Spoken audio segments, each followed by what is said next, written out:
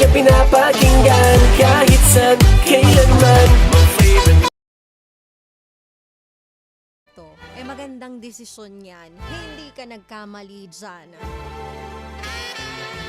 At gusto ko batiin ang magandang malamig na gabi. 102.3 Baguio, 97.5 Jensen. At sa lahat ng nakikinig sa atin through our FM Radio Philippines app.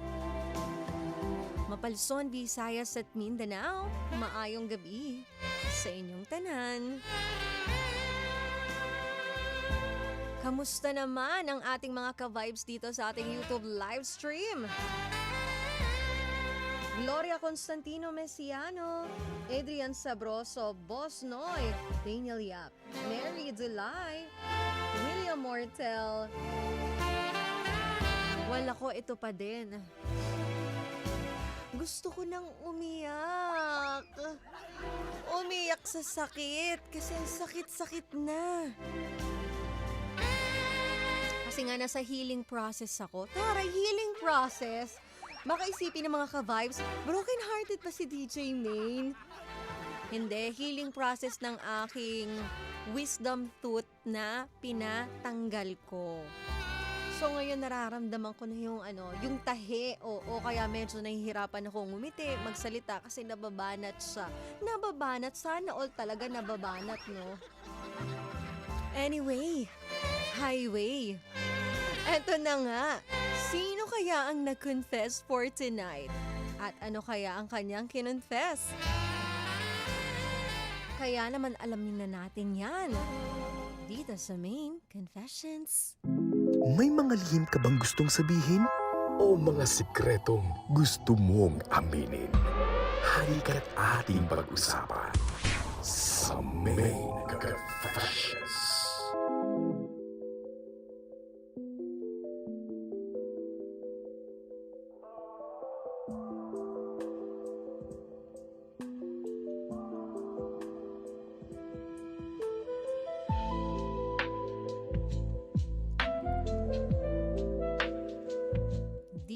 DJ Maine, itago mo na lang ako sa pangalang Shane, 21 years old, college student sa isang kilalang university. Pangarap kong maging isang CPA in the future. Sana sipagin ako at magawa kong matapos ang aking kurso. Kikay ako DJ Maine at oo na. Aaminin ko na. May malandi talaga ako pag gusto ko yung isang tao. So ito na nga DJ. May group project kami sa isang major subject. 4 kami sa team. 3 babae, kasama ako at isang lalaki. Si Brian. Siya yung tipong tahimik, boy next door vibes. Pero ang lakas ng dating para sa akin.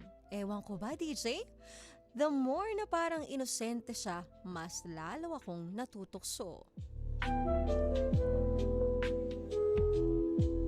Nag-decide kami na sa bahay ng isa naming ka-team gawin yung project. Overnight setup, sa sala kami lahat. 7 p.m. kami nag-start. Seryoso pa sa umpisa. Pero habang tumatagal, lumalambot na yung mood. Tawanan, kwentuhan at syempre, di ko pinalampas yung chance na tumiskarte ng konting pa-cute. Since 3 kaming mga babae at mag-isa lang naman si Brian na lalaki, sinadya ko talagang mag-cycling shorts at puti na shirt. Wala akong suot na panloob. Napapansin ko na napapatingin nga si Brian dahil medyo malamig sa kwarto at nakabakat ang cherries ko. Inatake ako ng kapilyahan at sinadya ko siyang upuan sa sahig. Dikit-dikit kami, tapos kapag aabutin niya yung laptop, lagi kong sinasadyang idikit yung dibdib ko sa likod niya. Kunwari, wala lang. Tapos, may mga moments na parang nafi-freeze siya, na parang nagugulat pero hindi naman tumatanggi.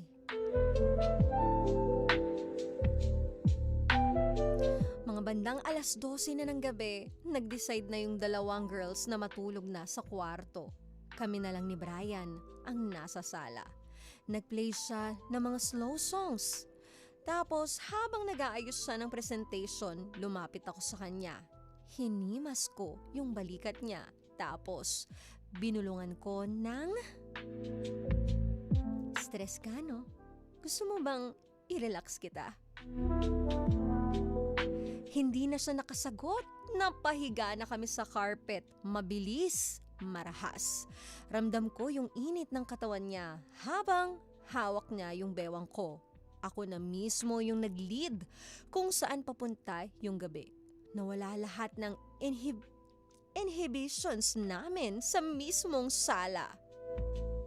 Nilihis lang niya ang cyclings ko at doon mismo sa sala ay nangyayari ang mainit na kiskisan ng aming mga katawan. Kinabukasan, parang ibang Brian na yung nakita ko. Tahimik, iwas makipag-eye contact. Parang gusto mawala sa eksena. Doon ko na lang nalaman na may girlfriend na pala siya. At yung isa naming ka-team, close pa sa girlfriend niya. Gulong-gulo ako, DJ Main. Tanong ko sa sarili ko, ginusto ko yun. Pinilit ko siya, pero bakit ngayon? Ako yung nasasaktan. Dapat ko bang in-confront siya o baka deserve ko lang na ignore niya? Kasi mali din naman ako. Anong gagawin ko, DJ Main? Tulungan mo ako please. From Shane.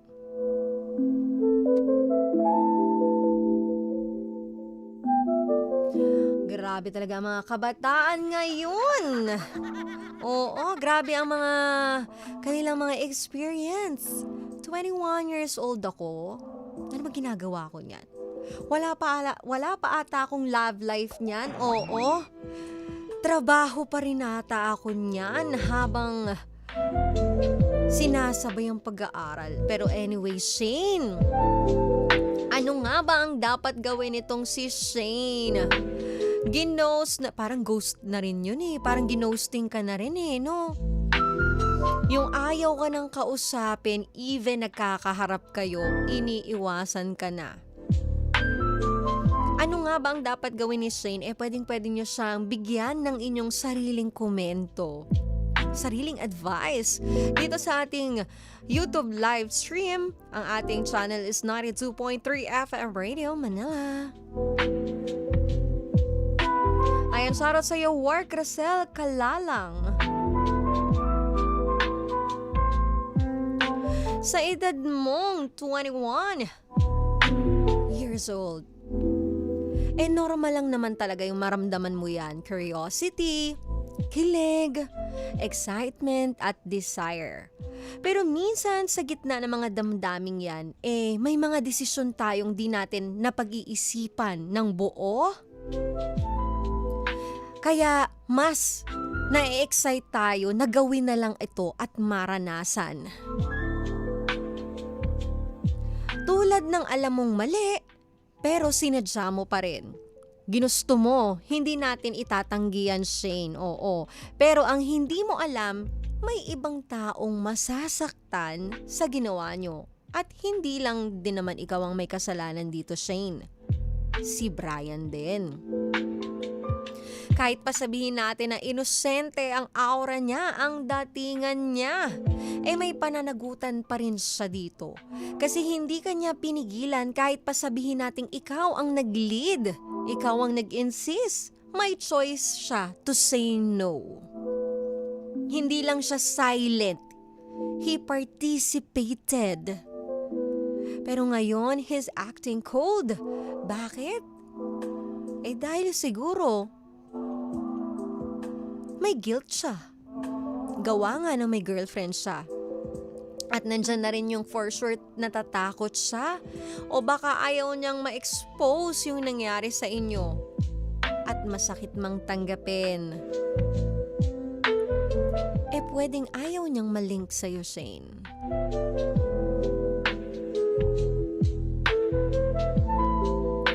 Ngayon, ano ba ang dapat mong gawin? Maliban sa mag-aral muna, oo. Sige, dito muna tayo sa iyong nararamdaman. Wag mo siyang habulin. Dahil siya na mismo ayaw niya magpahabol, malinaw na yon, wag mo nang ipilit pang habulin pa. Mahirap humabol sa isang taong ayaw magpahabol. Mapapagod ka lang dyan. Mauubos ka lang dyan. At lalo lang tatakbo ng kay layo-layo yan. Huwag mo siyang habulin, hindi dahil babae ka, dahil ikaw ang nag-initiate, kundi wala kang obligasyon na magpakatanga sa isang lalaking hindi marunong tumayo sa ginawa niya. Hindi niya kayang harapin ito. At kung may girlfriend siya, dapat siya ang nag-ingat. So, hindi lang ikaw ang may pagkukulang. Kasi on that moment na nag-insist ka, may choice siya. At dalawa yung choice niya nun. At pinustro niya yung isang choice, which is yung yes. Rather than no.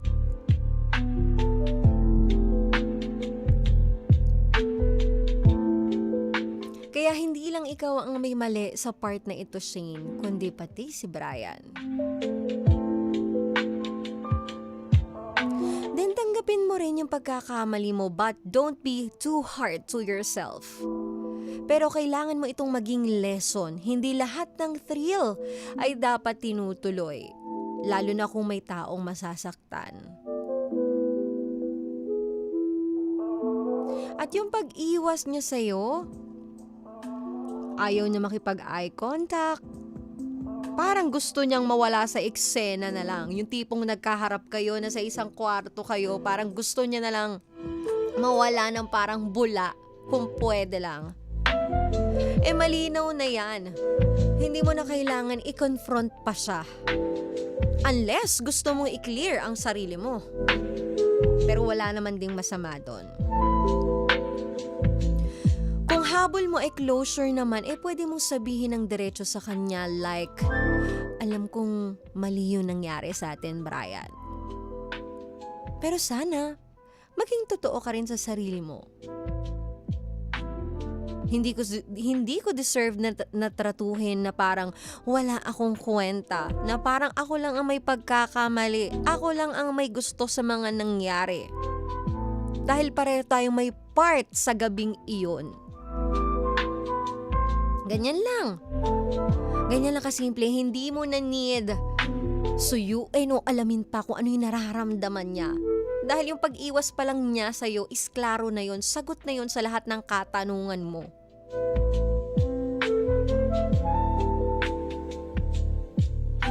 Eto, sabi ni Boss Noy, layuan mo na yung guy para na rin sa'yo kaysa magkaroon ka ng eskandalo. Nung ganyang edad ko na 21, kalakasan ko pa sa inuman. Sa paglalaro ng basketball, enjoy life lang ako nung ganyang edad ko. Sabi naman ni Comment Ben, it's a mistake, you need to avoid him. Next time, take Tempra Forte. Hoy, bakit naman? He's not worth it. You don't need to move forward. Love will find you again. At the right time. At the right place. Sabi naman ni Boss Noy, shoutout kay Boss Baby Reyes. Ay, nagpa-shoutout pa nga. Nauna pa yung shoutout. Ito naman sabi ni William Mortel, hirap na mag-ghosting ng lamig na tuloy siya doon sa babae. Kasi nga, hindi naman niya kasi girlfriend. Ano ba, William Mortel? Hindi ka na naman nakikinig. Hindi niya kasi girlfriend yun. Itong si Shane nga, yung letter sender. Kaya syempre, i-ghost niya talaga yan. Iiwas talaga siya kasi may girlfriend siya. Naramdaman niya yung guilt, yung takot. Malay ba natin kung siya ay mahal na mahal niya talaga yung girlfriend niya. Pero kasi, kung mahal mo yung girlfriend mo, hindi ka magkakaroon ng pagkakamali. Di ba?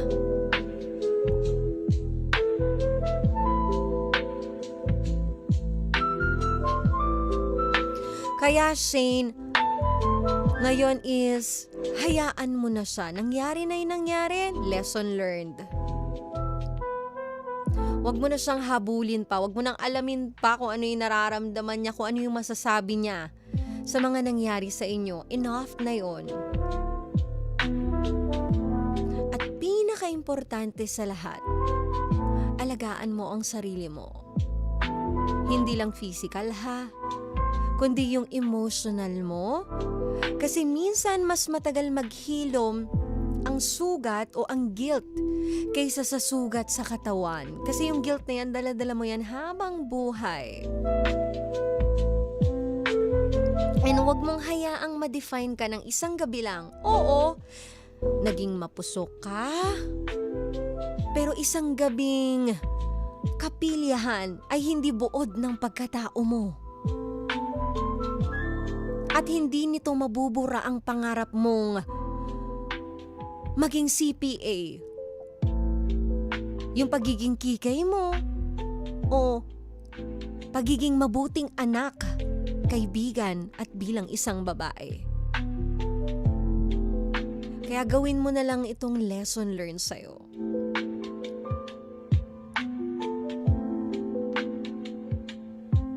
You are allowed to make mistakes as long as you learn from them. So bata ka pa, Shane, 21 years old? Nako, yung pagkakadapa mo yan, marami ka pang maidadapa. At sana, sa susunod na madapa ka, hindi na same situation, iba naman. Minsan natatakot tayong magkamali eh. Pero minsan yung pagkakamali na yan, dyan tayo nagiging better person. Ako gustong-gusto ko nagkakamali eh. Kasi mas lalo kong nakikilala yung sarili ko.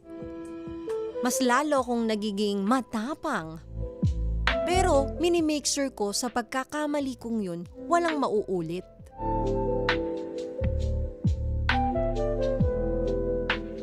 Kaya sana sa susunod na may mangyari na ganito ulit sa'yo, Shane, ask yourself, wala bang masasaktan sa ginagawa ko? Kasi ang pinaka-sexy na babae, yung may self-control at empathy. Hindi yung nag-hold back dahil natatakot, kundi dahil pinipili niya ang tama kahit kaya niyang kunin ang mali.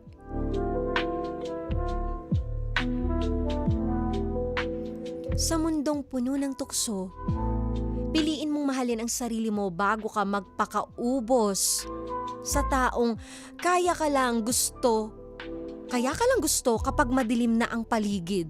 Pero pag nandyan yung liwanag, hindi niya ikaw ikaka-proud at parang ayaw kanyang kasama dun sa liwanag na yun. So Shane, hindi ka masama. Tao ka lang, pero ngayon, mas alam mo na hindi lahat ng gusto natin dapat nating kunin.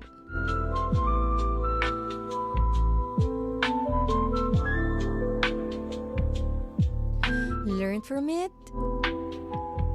grow from it, and rise better.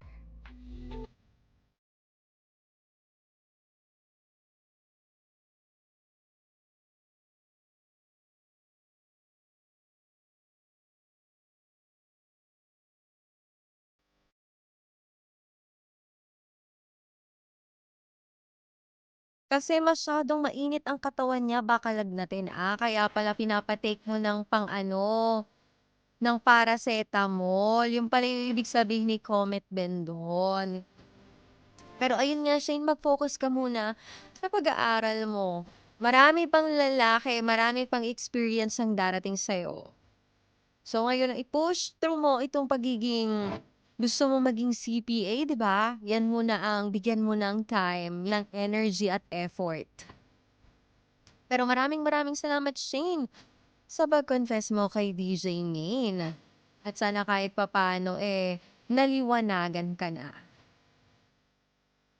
At maraming salamat ulit sa iyo at sa lahat ng gusto mag-confess kay DJ Main. Pwede niyong ipadala yan sa ating Facebook page, 92.3 FM Radio Manila. O hindi naman kaya sa ating Viber, 0954-406-1967. Thank you so much, Dental Clinic, Clarity Culture by Caldana, Imprint Customs, Vanity Lounge Aesthetics, Zebra Helmets, Philippines, Pink Philippines. Kaya sa Game Apple to Apple at pwedeng-pwede niyo akong i-follow sa aking mga social media accounts, Facebook page, YouTube, Instagram at TikTok, pare-parehas na Main Eugenio. At dito sa favorite ninyo, lahat ng social media platforms natin pare-parehas na 92.3 FM Radio Manila. Kaya mag-subscribe, like, follow na kayo. At syempre sa lahat ng Android user dyan, i-download nyo na ang aming app. Pumunta ka na sa Google Play Store at hanapin ang FMR Philippines. Nang sa ganon, lagi mo kaming mapakinggan kung gusto mo ng good vibes na kwentuhan, good vibes na playlist, at good vibes na araw. Another main confession na naman ang natapos ngayong gabing ito. So samahan niyo ulit ako para alamin tomorrow kung sino naman ang nag-confess. Samahan niyo ako Lunes hanggang Biyernes, 10 p.m. to 12 midnight. Dito lang yan sa favorite ninyo, 92.3 FM Radio Manila, your favorite music radio, ka-vibes. Kasama ang baby mo sa radyo, ang nag-iisang DJ Main for the main event, na nagsasabi na worth it na ang pagpupuyat mo. Alam mo kung bakit? O di ba nabubulol pa ako? Dahil meron nang magsasabi sa'yo ng good night, baby. I love you. May mga bagay tayong gusto, pero hindi dapat. May mga tao o pusong nagtangka kahit alam nilang sila rin ang masasaktan sa huli. Tahimik ka lang, tahimik din siya. Pero sa pagitan ng katahimikan yung dalawa, may bumubulong na damdaming pilit niyong ikinukubli. Hanggang kailan mo pipigilan ang sarili mong umamin? Hanggang kailan mo tatakasan ang totoo mong nararamdaman? O baka naman, huli na ang lahat? Para sa lahat ng natutong mahalin sa katahimikan at sa mga pusong gustong sumigaw, pero ang kaya lang ay isang mahina, marupok na pulong.